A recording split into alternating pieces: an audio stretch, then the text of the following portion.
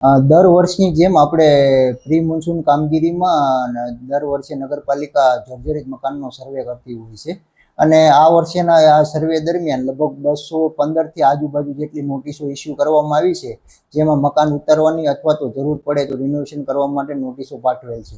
આ દરમિયાન નગરપાલિકાએ આગળની કાર્યવાહી કરતા લગભગ 15 જેટલા ઇન્ફ્રાસ્ટ્રક્ચરોને પોતાના જેસીબી દ્વારા ડિમોલિશન કરેલા છે અને નગરપાલિકા દ્વારા 3 ટીમો રાખેલી છે, જે જ્યાં જરૂર પડે જે જેસીબીથી ના ઉતરે એવા હોય તેમને નગરપાલિકાએ રાખેલી ટીમો દ્વારા ઉતારવામાં આવેલા છે.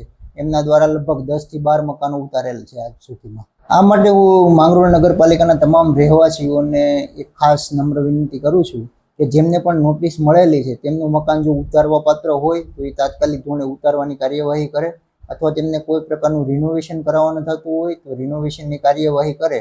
નકર આગામી દિવસોમાં નગરપાલિકા દ્વારા વધુ કડક કાર્યવાહી કરી અને ગુનાઓ દાખલ કરવા સુધીની કાર્યવાહી કરવામાં આવશે.